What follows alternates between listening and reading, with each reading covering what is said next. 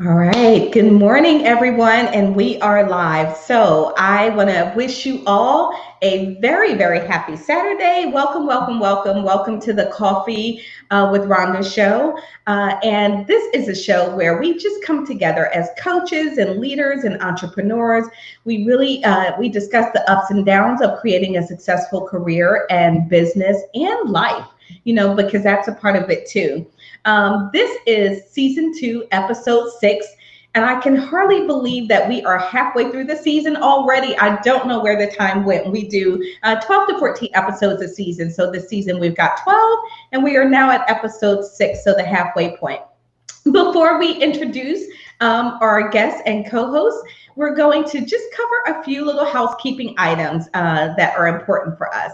Number one, if you're watching live or if you're watching on the replay, don't forget to tell us who you are, where you're watching from, and don't forget to tell us what's in your cup. That's the thing with us. So we always want to know what's in your cup.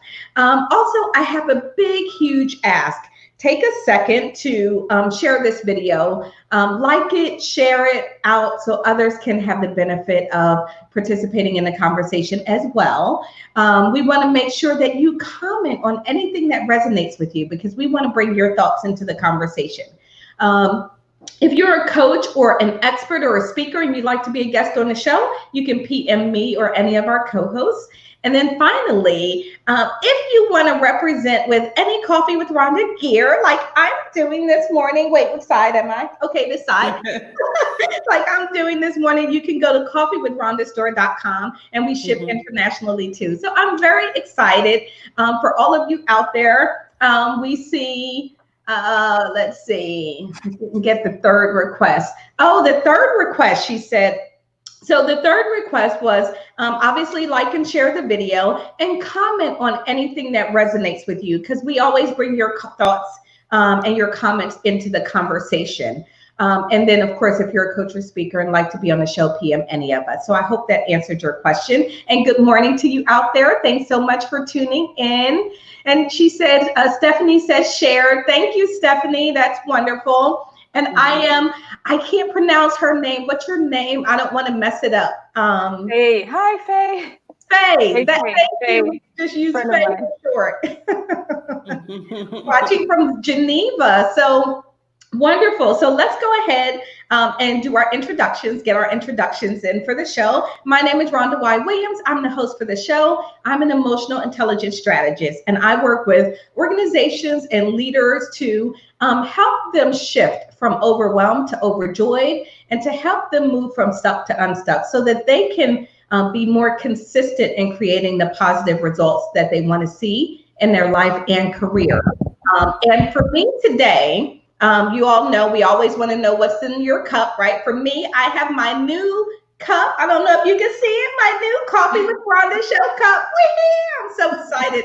These are the little things that make me happy, right? And in my cup today, I have rosemary tea that came from the rosemary from the little bush that I have in the front of the house. That's just amazing. This bush is amazing. So that's me. Let's go ahead and do our introductions. We're gonna let our guest introduce herself, and then Marae, we're gonna come to you. So Liza, welcome to the show. Thank you so much. Thank you so much, Rhonda. It's a great pleasure and honor to be at this show. My name is Liza Sekaggya. I am an international human rights lawyer. I'm currently working with the United Nations in Geneva. I am also a women's empowerment coach, and I co-founded an organization called Phenomenal Women Global. And this is one of my passions. And so I'm very happy to be here speaking about women's empowerment because it's a matter that is very dear to me. And I have my cup as well. I have, what do I have in it? I have water with lemon, with a drop of lemon. It's some COVID prevention concoction. Something I read about it. So yeah, I'm drinking hot water with lemon. Thank you. Awesome. That's wonderful. I love the COVID prevention. We've got to do all we can. Actually, it's interesting that you say that because with my cup, with my rosemary in it, my mother said to me, she sent me a text the other day and said, I heard that our rosemary is really good for preventing COVID and to help helping to boost your immune system. So I guess we both got a little COVID prevention going on. So Murray, hello to you, and good evening, good night to you. Hello, good evening. And, hey, everybody, this is Mireille. I'm based in Perth, Australia, so it's night time for me. And, I'm a global energy expert and I'm also a coach.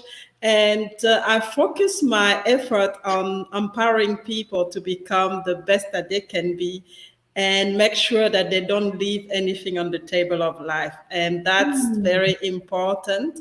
And I also focus a lot. I have a lot of work. I do a lot of work focusing also on women empowerment. So I'm really pumped up for the subject today. That's awesome. That's awesome. Do you have a cup, Murray? I have a cup, so I have lemongrass in my cup. So Ooh, nice. Enjoying. Wow. Awesome, very nice. And we're going to bring our other co-host in, Ms. Roz. Good morning to you. Good morning, darling. Sorry about the tardiness, the computer, phone, nothing.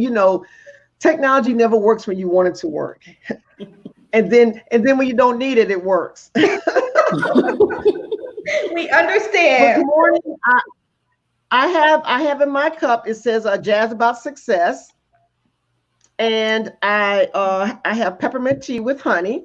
And for those of you who don't know me by now, I'm Roz Jones, the CEO and owner of Jacksonville's Best Caregivers here in Jacksonville, Florida, where we provide 4 levels of specialized care to your loved one: sitter, homemaker and companion, home health aide, and certified nursing assistant.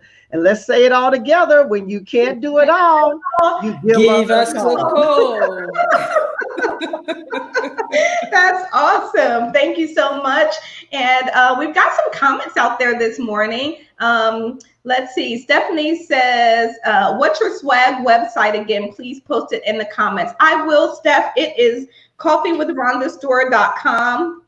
And I'm posting it in the comments right now. So, Roz, you missed this part that I have my my new Coffee with Rhonda mug. Roz, did you see that? Roz?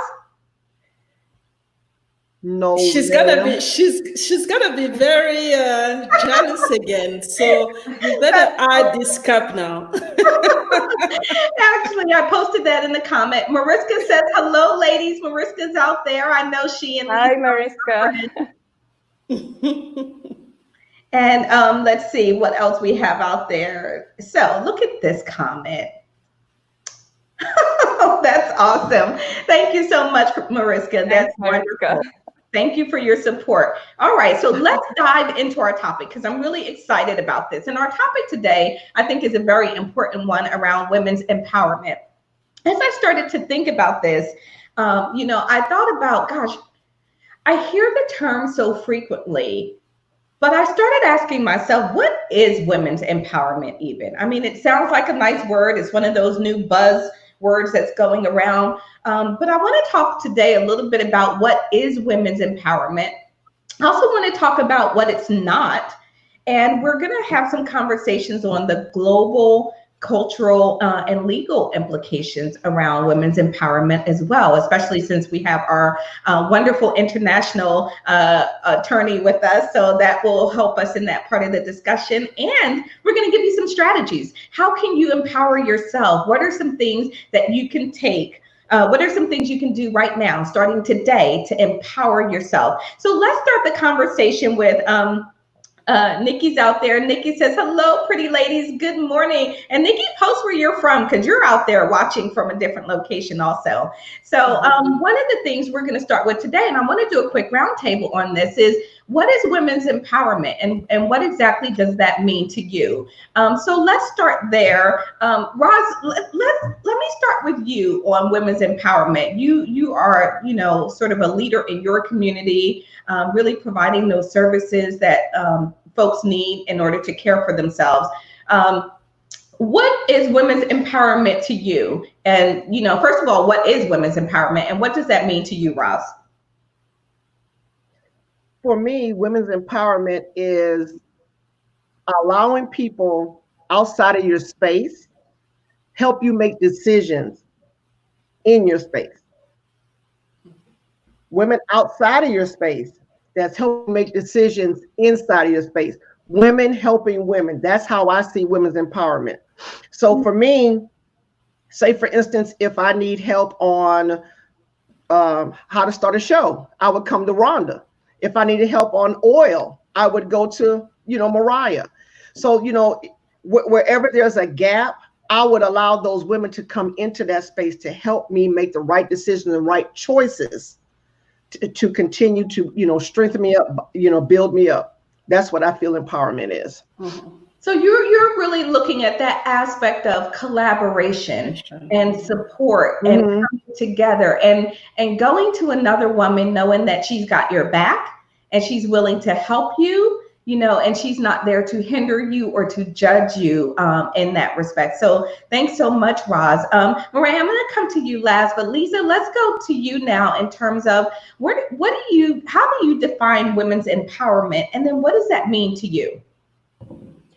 Well, basically, I think if we look at it from the legal perspective and what the states or the governments have an obligation to do, we all know that the Convention on Elimination of Discrimination Against Women was signed, the UN Convention on Elimination of Discrimination Against Women, in short, known as the CEDAW, was signed early in 1981 or 82. And within this convention, all the rights that women have are enshrined and, are written in this convention.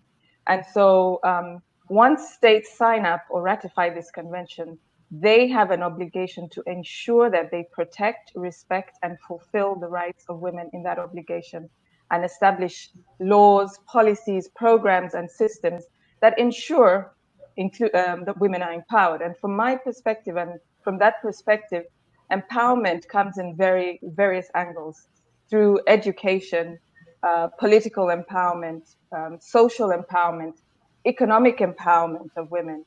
And within this treaty, there are provisions for each of those areas that I've talked about. And political empowerment stems from women having a right to vote, to participate in political processes.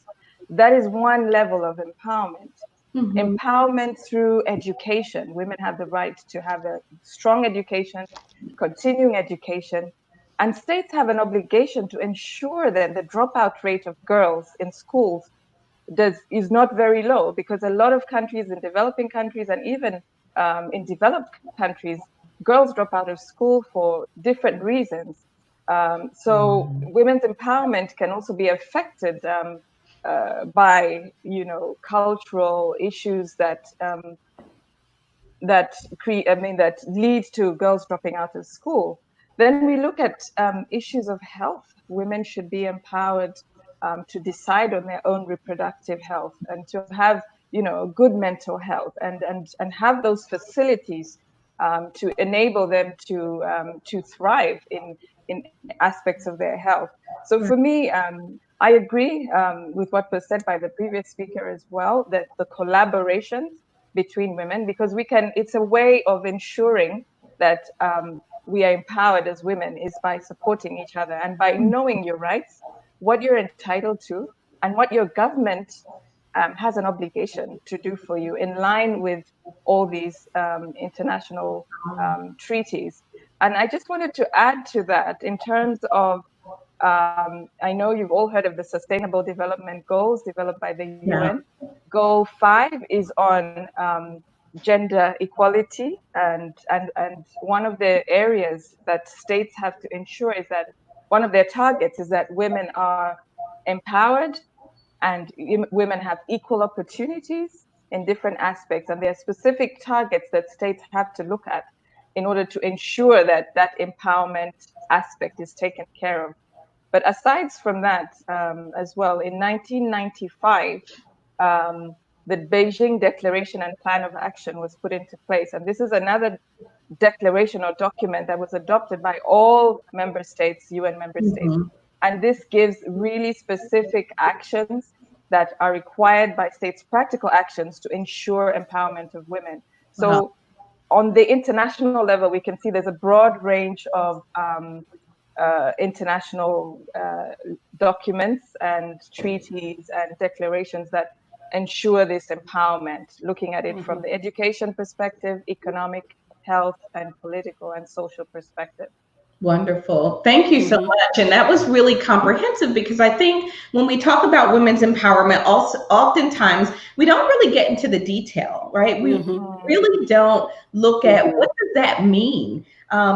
Even outside of myself, how does my government and my political system and all of that factor in? So I think it's important for us to look at it from that perspective. Murray, your thoughts on what women's empowerment is and what it means to you?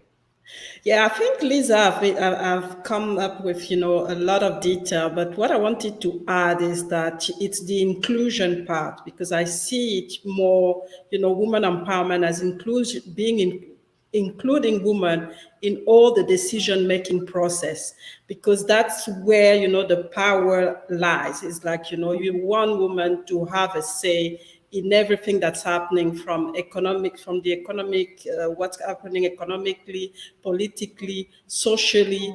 You don't want this discrimination where they can't say anything. So it's really, for me, coming from an inclusion point of view, and obviously the collective action comes on top of that. But it's really making sure that every single woman can make a decision about her life, about what's happening in a community, what's happening in a country, what's happening in the world. So give her this voice and this power to be able to participate equally in all the debates and decide, also be part of the decision-making process. That's awesome. So Faye says comprehensive. Thank you, Lisa. Stephanie's out there. She says great topic. Hi, ladies watching on YouTube. Hey, thanks, Stephanie. Don't forget to hit subscribe on YouTube while you're out there. I agree. What between everyone's responses, I think we've got a really good feel for what empowerment is and what women's empowerment is. I like to just sort of boil it down a little bit and state it very simply. I think women's empowerment is about giving women the ability to say yes or to say no or to say anything in between, right? You should, as a woman, have a choice. You should be able to be involved, as Murray says, at the conversation, as Lisa says, in the health aspects and educational, from educational perspective, the right to go to school, and including secondary and post-secondary education. As Ross says, that right to collaborate, right? We should be able to say yes or no or anything in between confidently, because that's what we want to do. Not because it's someone else's expectations, not because of, whatever, but we are empowered to say yes or no, and to do so with the feeling that it's okay and not feel like we're going to be judged or hindered. So Faye says, thank you, ladies, regarding what empowerment is, quite enlightening. And then Dr. Nathaniel Wells is out there. Good morning. Good morning to you. Thanks so much for tuning in.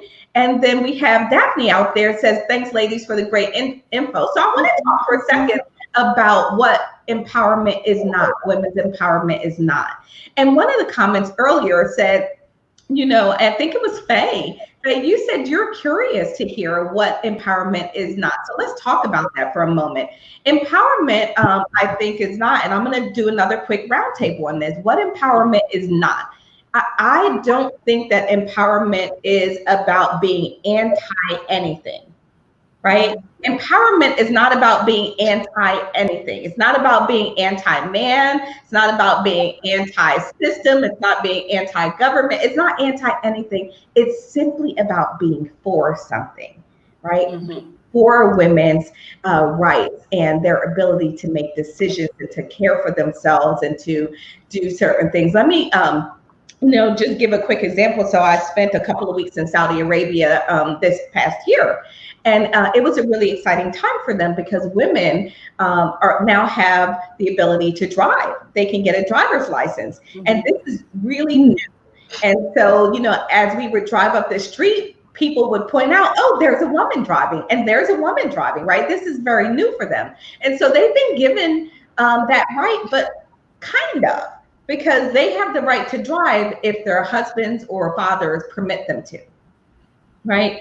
So it's really about, are we really empowering women to make their own decisions above and beyond what someone else might think, want, or expect of them, right? And so women's empowerment, I think about it being for lots of things for women, but not about being against anything. So I'll come to you, you guys out there. Anything that you think about that you think women's empowerment is not, because I think it's important for us to be clear about, you know, what it is and what it is not. So Roz, any thoughts that you have on, is there anything that you have in mind that women's empowerment is not? For me, women's empowerment is not just putting us in a box. It used to be that we used to have to sit back and be quiet and not being able to have a voice. You know, it used to be that, you know, women, you know, do as you're told, stay in a place. Even being in the church, and women have just recently been able to preach and become ministers and pastors and different things like that. When I was little, it wasn't even such a thing. They were only allowed to be Sunday school teachers. We were only allowed to be teachers, you know, nurses, work in the hospitals. And now women's empowered because we've been able to speak, because we have stepped outside of what the government has defined and what other people have, because we have stepped out. I think that has empowered us. You know, a lot of us sat in the back and just say, oh, I'm just going to be in the background. There's no such thing as being in the background. Okay. Some of us get stuck into a position. Just because you stuck doesn't mean that your assignment is up. Mm-hmm. Just because you're stuck doesn't mean that your assignment is up. And what I'm trying to say is some of us have allowed people to put labels on us and we get stuck. And then we think that we don't have any purpose. We don't have anything. It's not any of that. It's right. Not any of that. Not like it used to be. Now we can have an opinion and not worried about if we're going to get, you know, blackballed in work, or, you know, if we're going to be, you know, fired, or whatever the case. We don't have those concerns anymore. So for me, that's what it's not, is that we have the freedom, we have the opportunity, we have the options now that we didn't have before. That's awesome, Roz. Thank you so much. Mireille, I'm going to come to you, and then Lisa, I'm going to come to you for you to share your thoughts on what women's empowerment is not. So Mireille, what women's empowerment is not? I think I will complement what Rose was saying, is that it's not about just, you know, going by, you know, just, you know, accepting whatever is coming to you. It's about stepping into your power and participating. And that's really where the empowerment is power, is that, you know, you actively participate in everything that concerns you and your community, and make sure that, you know, you get heard, make sure that you have, you know, the right connections to be able to advance an agenda that's actually gonna, you know, help you in something that you do, or that's gonna help your community, or bring, you know, something positive for you. And I think that's the key. It's sometimes we have this power, but we need some things like legislation or other women to help us to get use this power, step into this power, to be able to be an active participant in everything that, you know, that's happening around us and in our life. That's awesome. Stephanie's out there. Stephanie says women's empowerment is not just a platform. It is a way of life. Absolutely. I love that, Stephanie, because it's not just this thing that you do, right? It is a way of being, a way of positioning yourself. Dr. Wells says this is incredible for powerful women. Well, thank you so much. Thank you. Thank you. And then Faye says, paraphrasing, not being quiet, taking the back seat in the name of humility. If we are endowed with wisdom, blessed with opportunities, etc., we have to give back. Thank you, Roz.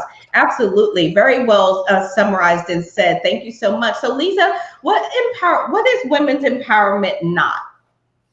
I think I agree with all of you. And one thing that struck out to me is that having that voice. You all talked about participation, being able to speak, but sometimes processes happen and they bring women towards the end of the process and say, okay, we have this lovely program and there are 10 women in the room or 5 and they just approve it.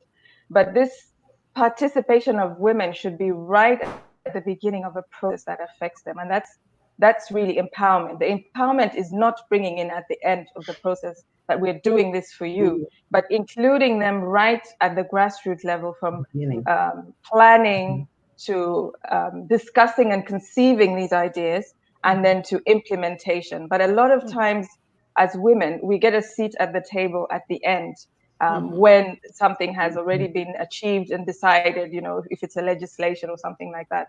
And so I feel that is not empowerment if it's just a token.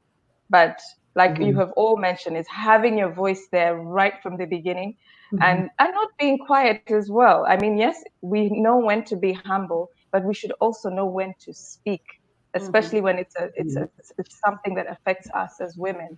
And I think, like Roz mentioned, this, I think she was alluding to this gender stereotyping, where negative, harmful gender stereotyping, where specific roles are meant for women and these ones are meant for just men.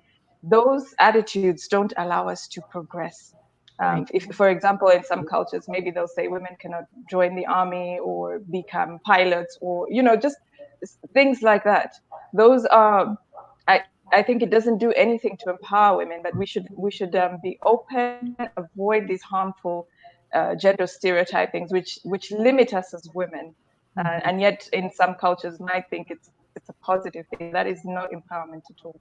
Absolutely. So I think that takes us to a really good point to bring into the conversation, the cultural implications, and different areas, different aspects of the country, because when we think about empowerment here, we are used to, and I say here being the United States, I know we've got a global audience that watches us, but here in the States, we are used to having the ability, a lot of rights, a lot of freedom. But even with that, there are still areas where women lag behind men. Pay is one of them, right? So here in the States, it is very well known and acknowledged that women make less than men for doing the exact same job. And so that's an area where we have constantly struggled. We have legislation, we have all kinds of things, and we still can't seem to close that pay gap. And why is that? And so even here where we think we've got these freedoms and flexibilities, right, we're still struggling with some of these aspects that really are about women's empowerment, right? Because another aspect that you all mentioned, that women's empowerment is about equality. Right? We're saying that everybody should get an equal seat at the table. Everybody should get equal pay. So when I think of some of our challenges here in the States, that's one that comes to mind for me in terms of empowerment. The other one for empowerment here is we've not ever had a woman president. Right? We've not ever had a woman president here. That's not the case in some other countries. Other countries have women leaders and they've had them for many, many years. But in the States, every time a woman tries to rise to that level, it becomes a big issue. And all of these little issues start to surface. Oh, she's wearing a pantsuit. And oh, her voice is too high. Oh, she's, quote, not likable. Give me a break. Really? Likable? That's the job qualification on being likable? Because if so, I got a whole lot of issues now, right? I don't think it's about that, but we use those things when it comes to women rising to very high levels, right? Those are some of the things here. So I'm going to ask you guys, in terms of some of what other sort of global or cultural, limitations and considerations, even legal, should we be thinking about, and we're really going to drive the women's empowerment agenda forward. So Diana says, please talk about women empowerment and cultural. How do you mix the two, especially in Africa? right? And so in Africa, I am not from Africa, so maybe you guys can speak to that because I am not exactly sure. I just can talk about sort of what I see here in the States, even when I was in Saudi, how that played out, right? Like I mentioned earlier, they can drive, but only if allowed to, by their husbands. And I get that that's progress and maybe one step closer to where they ultimately want to be. So anybody on the panel, can you speak to some of the empowerment issues culturally in Africa? Yes. Okay. Sure. Well, I think in Africa, there's so many things that, yes, could hinder empowerment. But let's just start with statistically, about 2.5 billion women are affected by discriminatory laws. So laws that discriminate them because of their gender. And these are not just only in Africa, but everywhere else. And I feel one of the limiting factors in Africa, of course, is also we do have some harmful cultural practices in some cultures, not all parts, but a few parts of Africa are still practicing female genital mutilation. That means women do not have the right to speak on some of these issues that affect their health and mental well-being. Then there are, of course, issues of forced and early marriages, where a lot of girls drop out of school in order to get married or they get pregnant at school, and there's no comprehensive policy or legislation to support them. So, of course, when I go back to my earlier discussion, women, even in those conditions, should not be discriminated, but should be supported. And it's the obligation of the state to support these, to look at the root causes and support women in situations like this so that they can also be empowered. And in Africa, I must say, although we have that bleak state of affairs with regards to those two issues I've mentioned, with regards to political participation, Rwanda has the highest number of female representation in the parliament, in the Senate, with 66%. And Rwanda is a small country in East Africa, but they have actually taken strides in that direction. And we see that where you have women in parliament, they make a lot of decisions related to healthcare, to reducing the gender pay gap, to improving the life of pensioners, to looking at social security. According to research done by UN Women, these are the kind of areas that women-dominated parliaments, these are kind of the issues that they focus on pushing onto the agenda.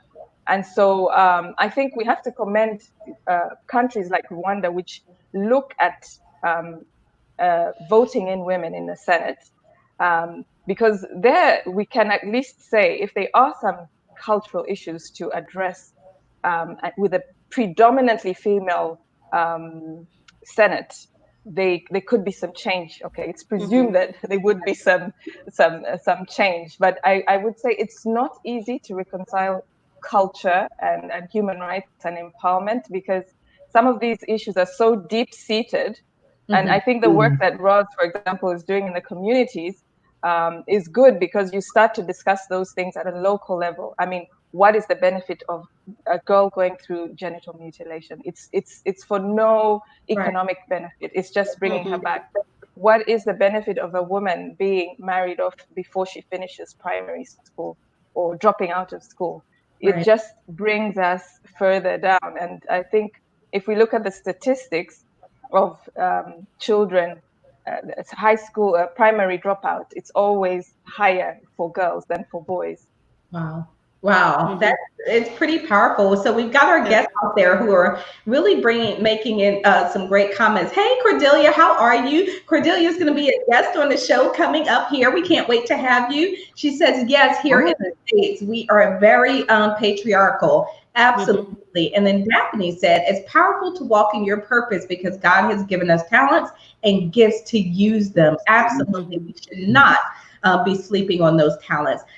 Faye says she agrees with the cultural part. Being older makes some people automatically right in some African cultures. And then Mariska says here in France, sometimes when our women in the government are on TV, they are judged on their outlook, like clothes and makeup, etc. Right? And men just don't have the same sometimes. I'm not saying that never happens, but statistically speaking, right, the number of times women get judged on those things versus men is just different, and it's very clear. Now, Cheryl has joined us. She says, "Greeting, ladies." Greeting, Cheryl. Thanks so much for tuning in. And then we have Faye, who says she's happy to hear this. The power is within us, but we need to activate it. I love that term, activate. Faye, thank you for that, because you're right. It's in us. It's already there. But we do need, like Liza said, we do need the support of the infrastructure around us. The political system and the government, the laws, they all have to support that. Otherwise, it becomes a free-for-all and everyone gets to do what they want. So I want to talk a little bit about, I want to spend quite a bit of time on this, talking about, what do we do? What can we do? So before we do that, I think, Marae, we didn't come to you to ask you sort of your thoughts on the cultural aspect. Yeah, especially when we talk about Africa, the cultural aspect is huge. I mean, a lot of the countries are still, following all the traditions.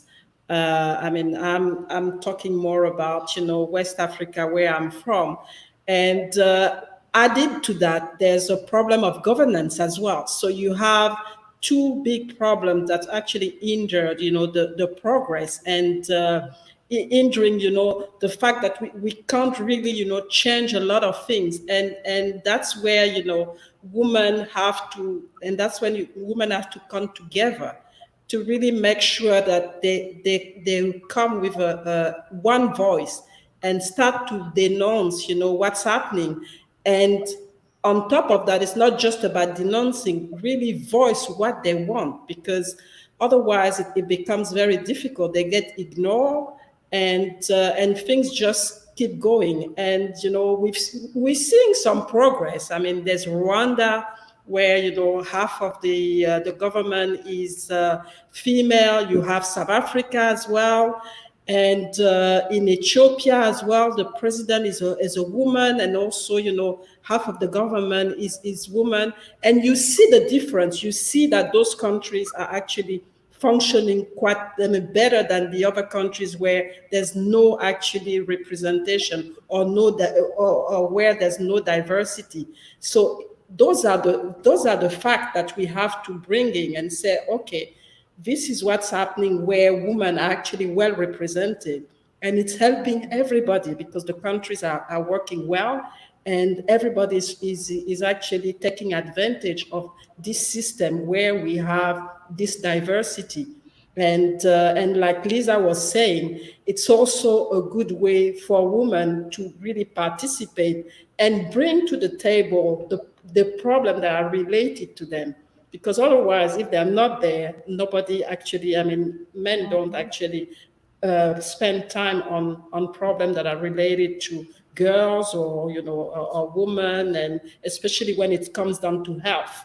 And so that's that's those data are there. And I think as women, because there's so many groups now, it's good to have those groups, those women coming together, but we need to have a common strategy to really understand what are the key problems where, and start to act on those strategies as well.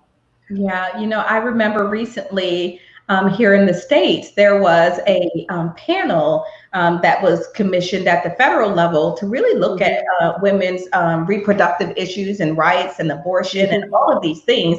And the panel was all men. Oh, man, yeah, that was shocking. The panel was all men. Really, and I was thinking to myself, really? That shouldn't be allowed. So no women representation, but it's that kind of sort of offhandedness, right? This sort of where, we'll bring you into the discussion later. Oh, we were going to bring women into the discussion later, Lisa, to your point. At the end, this sort of token, sort of acknowledgement at the end. So we've got, let's see, I'm going to say Addie. Is that right? Adegun, yeah. And said, empowerment is a critical part of our world, which should be treated with all priority. Hoping #Marae can talk more about MTGL action to re-engineer greatness?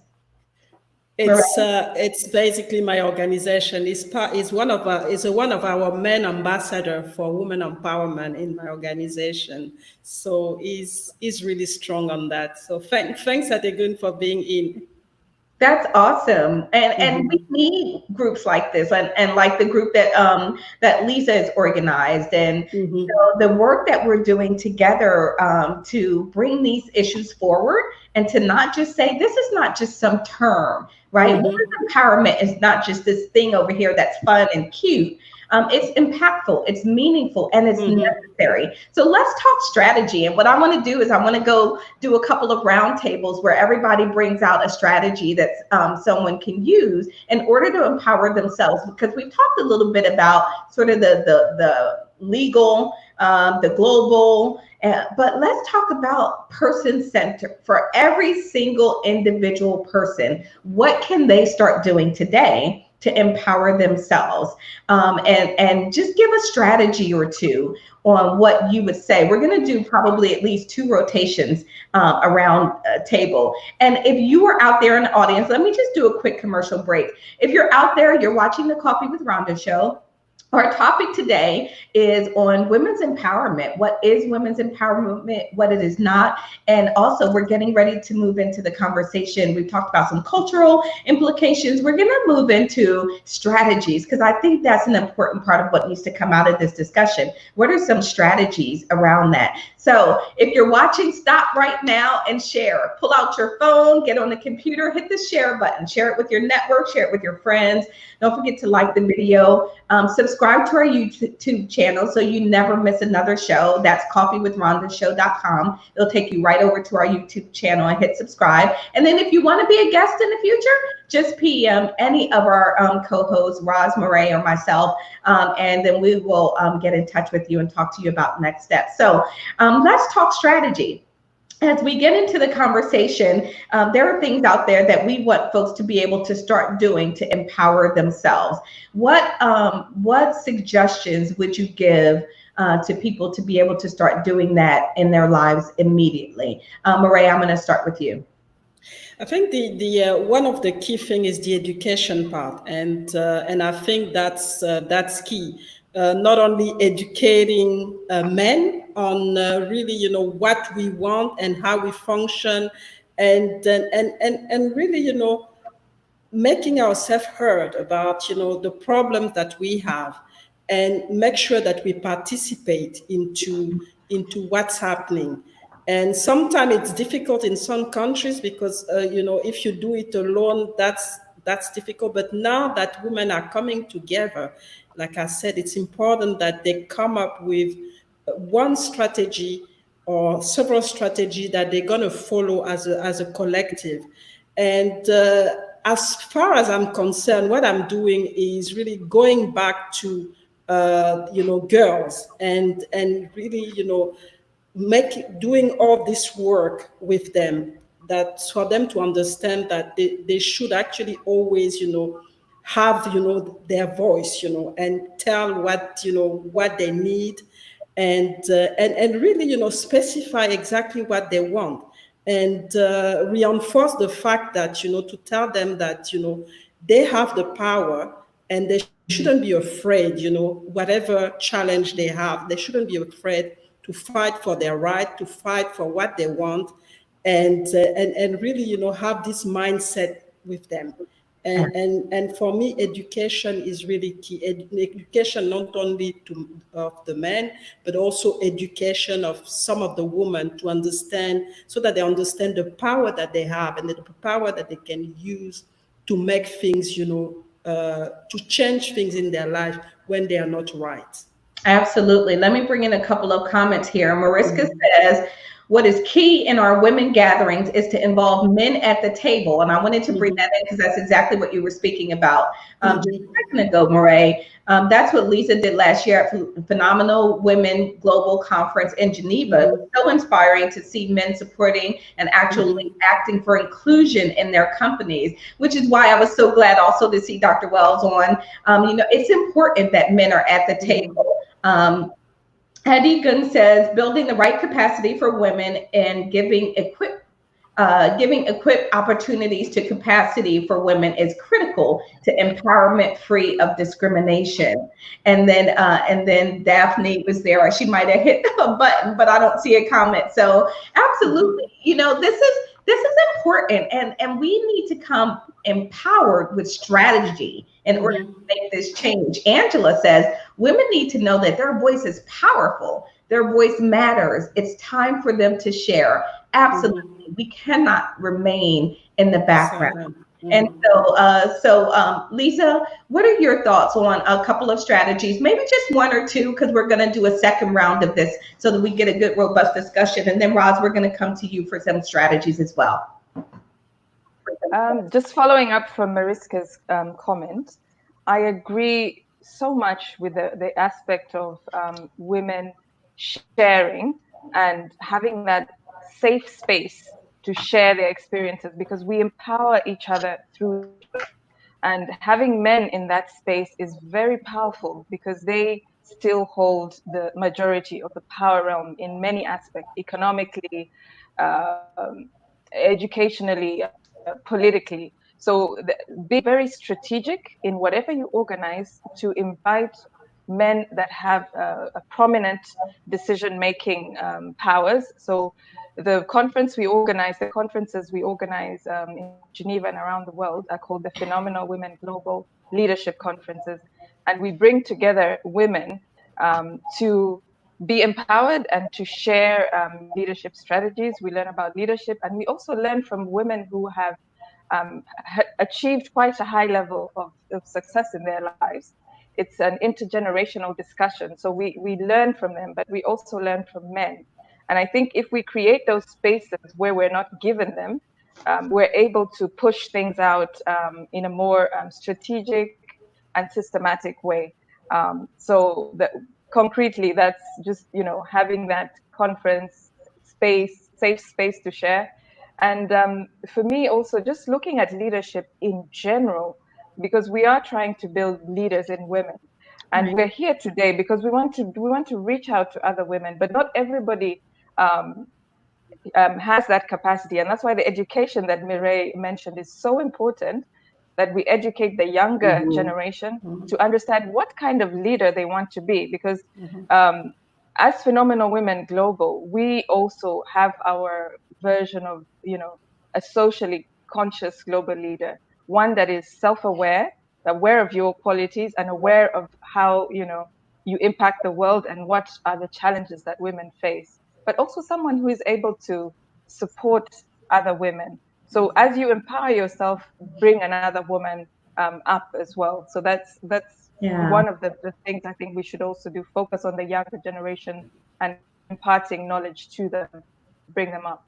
I love that. That's really great, because imagine, I wonder where I would be, how I would feel, what I would be doing now if from the time I was a very young girl, I had started with these empowerment messages, right? And I had this feeding and this fueling and this pouring into me at a very, very young age. Now, I actually took my sort of my lessons from my mom, who was very much a out of the box kind of do it against the grain person. When all of my family was living in Philadelphia and she moved us out to the suburbs, all the families thinking, what are you doing? Why are you doing that? And she's like, because this is better for the children, better for the kids. We're gonna, but it was interesting to see the family reaction kind of to that, right? Because you were pushing against what was norm, the expected norms. And so I got that at an early age from my mom. Thanks, Mom, right, for giving me that, because I am that person today. I'm like, I don't believe I have boundaries and barriers except for the ones in my head. And I try to manage those as much as possible so that I give myself more opportunity to do those things. So we've got some comments out there. So Susan, hi Susan, thanks for joining the show. She's from Geneva. She says strategies. I think it is important to involve men in women's movement so we do not come out or off as being aggressive or rebellious. Yeah, you know what, Susan, that's one of the things we talked about earlier. And I really feel strongly that we need to be clear as women that women's empowerment is not anti-men. This is not about, us not liking men or anything else. It's simply about knowing the power that we bring when we all have an equal seat at the table. To change the long-term status quo, we need to baby handle the men to get on our side. Baby handle. I haven't heard that. I think that. I like the idea of the baby handle. Because some of them don't know how we function. So that's why I said the education part is key. They need to understand. Absolutely. We need to be educating ourselves and them. Angela says, yes, we need to empower our millennial women into leadership opportunities. And then kudos to the men who are on this platform now and support. Absolutely. We've got some really, really good comments there. Cordelia says we need to be an example for our younger women by how we relate to each other and show up. This is such a powerful point. And Roz, you spoke to it earlier. How we support each other, how we collaborate, how we come together for these things. And then unfortunately, we do not have much of that. Well, we're working on it, Faye. That's our goal. We're working to come more together. I think a part of why, and then we'll go into more strategies, Roz, we're coming to you. I think a part of why sometimes we don't come together as much is because we think of opportunity and things out there as this big pie, right? And a pie has a limited number of slices. You can narrow down the slices, but at the end of the day, once you eat all the slices, the pie is gone. So if you approach opportunity that way, then you feel like you got to get the slice before somebody else gets it, right? You've got to get your pie. But guess what? What if we imagined a world where there is no pie? It's just endless opportunity that we continue to regenerate and create and grow and build. Now that changes the game. Now I don't need to worry about getting Roz a slice of pie before she gets to it, right? Because there is plenty out there and another one will just get here, right? So Roz, coming to you on your thoughts on strategies. My thoughts on strategy, I made a quick little list. I talked about boost your self-esteem, shut down talk, be open and honest, advocate for your female colleagues in business, and also in economics, become a mentor, lead by example, know your worth, fight against injustice. I love that. I absolutely love that. We did a session, we did a show in the season 1 on know your value and knowing your worth. And that was really good conversation because so many of us don't know our worth. How many women really negotiate? Show of hands out there, ladies, for you out there in the audience, we're just going to ask this question. How many of you actually negotiate your salary? You know what? I want to say something else to value. A lot of times people, I want to say this one little quick thing. We're not perfect, but we're priceless. We are not perfect, but we are priceless. And I want women to remember that because sometimes so often we figure we have to be perfect before we do something. But even if we're not perfect, we still have value. Absolutely. That was actually one of the strategies on my list, Roz, is because as I think about strategies and things that we can do, we don't need to wait for perfection, right? Exactly. Perfection is the enemy of progress. We need to be understanding of ourselves and gentle with ourselves that where we are, there's nothing wrong with you today. Let me just send this message out there to every woman and every man out there watching. You are perfect where you are today. Right? That doesn't mean that you may not want to make a little progress tomorrow. It may not mean that you might not have some things that you want to improve upon, get a little better at. All of that is fine, but you are good where you are. Beating yourself up, you should not beat yourself up, and you should not allow others to beat you up because you are not perfect, because no one is. So that was one of my strategies. The other strategy that I'll throw out right now, and then we're going to start our second round of just strategies for empowering yourself today, actions you can take, is know what you want. Mm-hmm. You have got to know what you want. You've got to be clear. Someone else can't tell you. Someone else can't give it to you. Sometimes we're so busy moving, and we're moving in that fast lane all the time. And we don't take the time to really sit down and think about. I will ask people, what is it you really want? Well, that's a good question. Yes, it is. And you need to know what you want in order, because you can't get it if you don't know it. Right? You can't get it if you don't know it. Be clear on what you want, and then be guilt-free about that. Just know, this is who I am. This is what I want. Then everything else becomes clear, right? So we've got another couple of comments out there. Mariska, first of all, Mariska says that my mom reminds her of her mom because her mom would hide to go to school, although her father had forbidden it. I guess my calling to help women has been nourished by that. She's so passionate about helping to empower girls. Yeah, all of those lessons and role models in our lives. We don't have to wait for pie because we can make pie. I love it. Yes.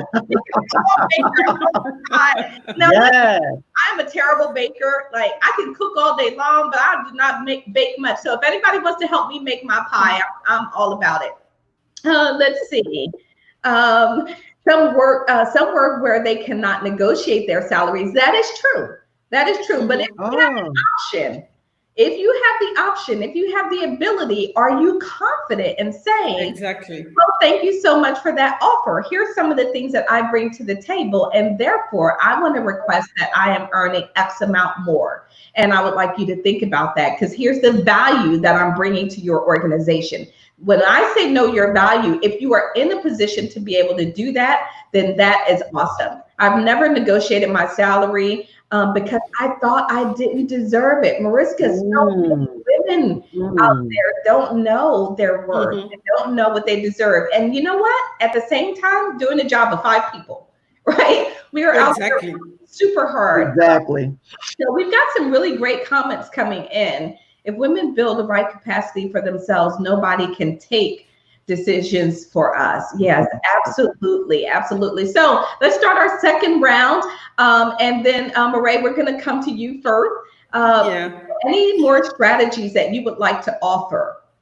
I think another strategy, and we don't always look at it, because we women are mothers and some of them are boys. And I think we should start with our boys to make them understand, how to respect women, how to take into account women views, and, so that they can, already be raised knowing about diversity and, accepting it and understanding down the road that, they have to listen to some of the women. They have to, give them a hand, because sometimes like we said, some women actually hesitate and they don't.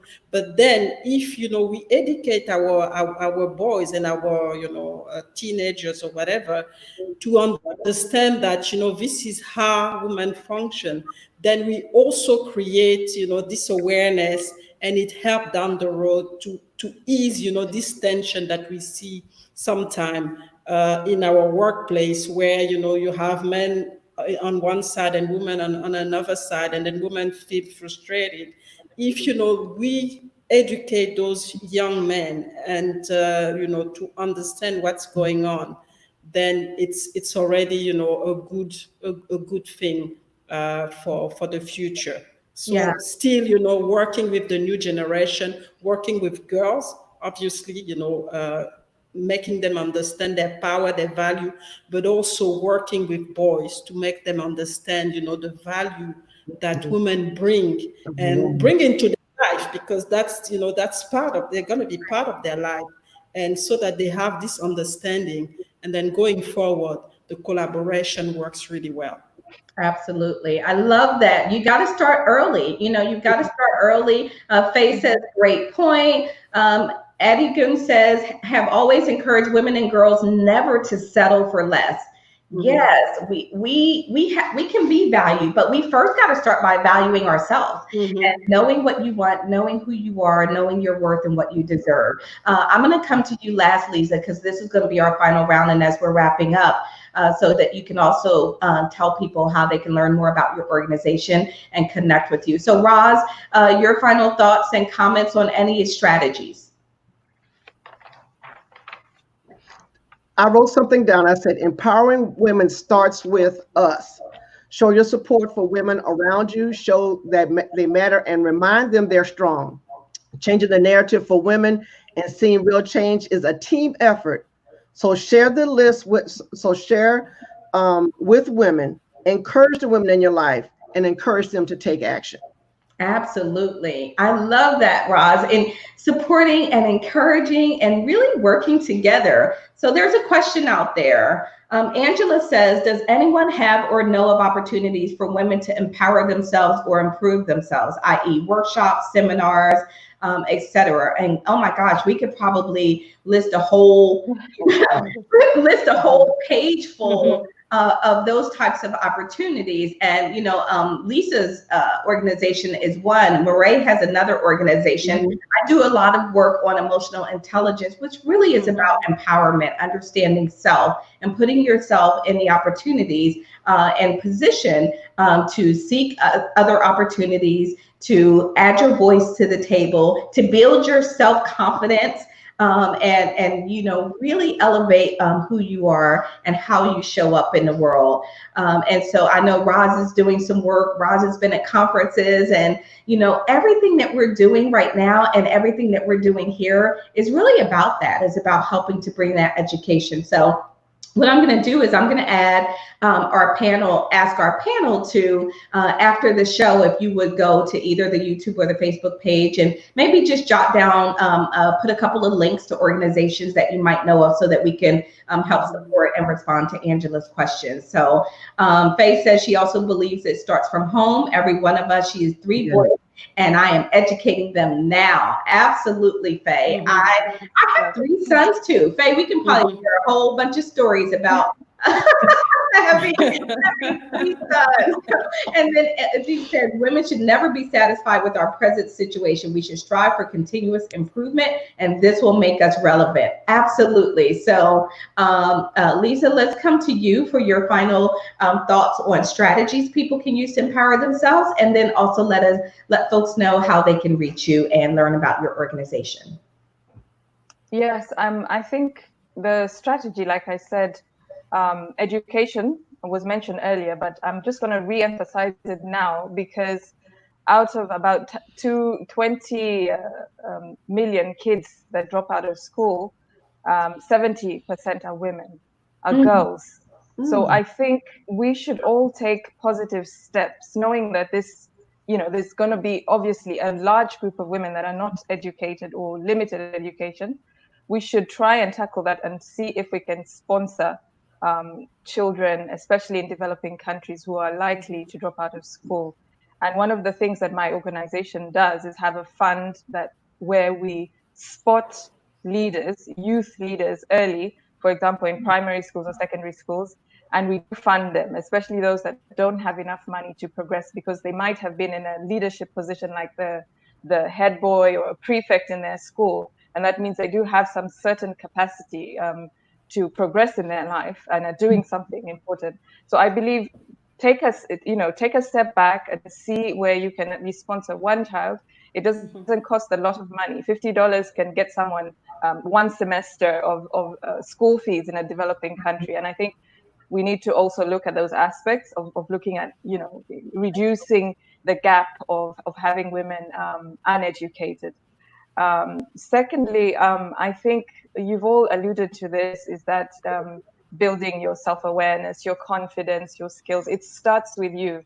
Because before you can even help someone else, you have to check yourself. Are you okay? Are you achieving? Are you happy with your life? I mean, you can help someone still when you're broken, but build your foundation. Because I'm an example of that. I felt one time I was in a space where I was like, okay, where am I? You're stuck in one job and you're not moving up very quick like your male colleagues.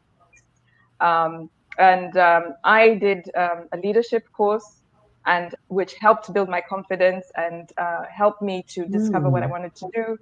And I also got a coach. And this program that was offered to me by my office really encouraged me, that I ended up establishing my own organization, which is called Phenomenal Women Global. I'm one of the founding members. We're a group of women. We're a group of women of color who founded it because we felt there was a need for women of African descent to have a space where we can gather and speak together and see how we build each other as leaders and learn from each other, build each other's confidence, because we go through issues that are specific to our gender and our race that prohibit us from moving up in the employment ladder as fast as other people. So one concrete thing you can do is join organizations like that, because we have annual conferences, and we do them in Geneva, in Boston, in South Africa, and in Uganda.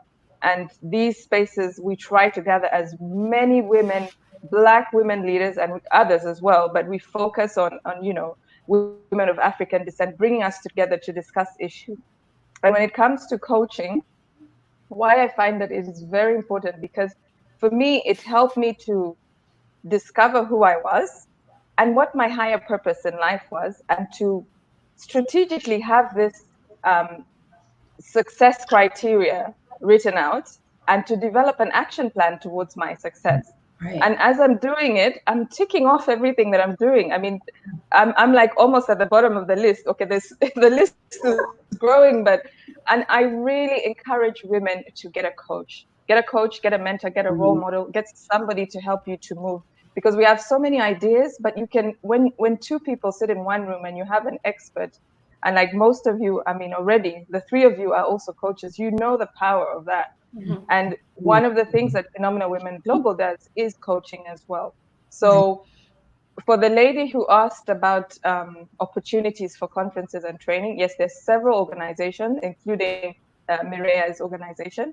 Our organization will be having some webinars coming up in mid-May, because we did have live conferences planned, but with the COVID-19, we have to find innovative ways of dealing with it. But we are going to have seminars, and you can look at our Phenomenal Women Global Geneva page or Boston page or Uganda page. Just type in Phenomenal Women Global on Facebook, and either Geneva or Boston or Uganda. The same information will come out in a week or so. But we encourage you to participate, build yourself, share with other women, and get somebody, even just a mentor that you can bounce things off, someone you want to aspire to be like. And one of the things I was thinking of when I read Michelle Obama's book, now that we're in the US virtually, I bought her book reluctantly, to be honest. I had read Barack Obama's books and I was happy with them. And I bought her book and I thought, okay, it was really, really inspiring, because one incident she mentioned is that one day she had a job interview or something, and she carried her kids to this interview. She had the confidence to carry her kids and ask for this job, and she said, listen, I will deliver. I am intelligent. I will provide you with A, B, C, D, and I will ensure that your organization is up and running well. How many women can do that in this world, who have enough confidence to carry their kids? We're all like, okay, I need a babysitter, but she had that confidence, so much confidence in herself. She wasn't yet Michelle Obama. She was still just, a normal lady. And that really struck me, and whenever I'm coaching my clients, I said, define yourself and your terms, have enough confidence in yourself to be able to do a Michelle Obama, that I've come with my kids, but I'm intelligent, I'm Lisa, I'm here, and I will lead your organization. And she got the job. Yeah. She got the job. And I was so impressed by that, but I don't know if it would work for me, but I always knew that I'm going to try it one day when my son's a bit bigger and could sit in a corner for a job interview. Oh my Thank God. you. So that is what an awesome way for us to end. We've got a few more comments. Angela's out there. Angela said, women need more coaching opportunities. Yes, coaching. Absolutely. Success is not a solo sport. Right? Success is not a solo sport. You need resources and people behind you and people brainstorming with you and people empowering you and all of those things. Absolutely. We should not be trying to figure this out alone. Wendell says, discover your higher purpose in life. Wendell was on the show last week. Hi, Wendell. Good to see you out there. And Wendell's an amazing coach. And so he knows the power of coaching and transforming a life and transforming your life as you are transforming the lives of others. And then he said, you must first check yourself to see if you are okay before you can help others. That is so very powerful. And define yourself on your own terms. This has been an amazing conversation, ladies. And, you know, we could probably do 2 hours of discussion on this. But at the end of the day, I hope that we have given everyone out there something to think about, right? We don't need to be perfect. We need to love ourselves, fix ourselves, clarify on our own terms who we are and what we want. Get out there, empower, support others, educate our young children and boys and girls alike. Join organizations like Moray's, like Liza's. Those are the things that we can do. We can do those things right now, starting today. So I want to say thank you to everybody for an amazing, amazing show. Thank you to all of our listeners out there in our audience. You guys rock. I mean, you bring so much to the conversation, and you really help make sure that we're thinking things through and help us bring in discussion points. Before we go, we've got to do one more thing. We've got to do our coffee photo shot. So get your cup. You got to hold it up and smile. Just hold it for a minute and smile. Smile. Got it. This will be our post-production shot, ladies. Thank you so much out there. Mariska is giving us a final comment. She said, you shared tremendously precious information, strategies, and tools to empower us. Faye says, very great, ladies. Thank you. Thank you all for tuning in. Don't forget to like our Facebook page and our YouTube page. Until next time, audience, we will see you next week. Same time, same station. And remember, while you're out there, remember always, always to stay positive, be empowered, and always express gratitude for, metaphorically speaking, what's in your cup. For the audience, we'll see you all next week. For all of my guests, please stay tuned for a minute. Bye, everyone. Bye-bye. Bye. Thank you. Bye.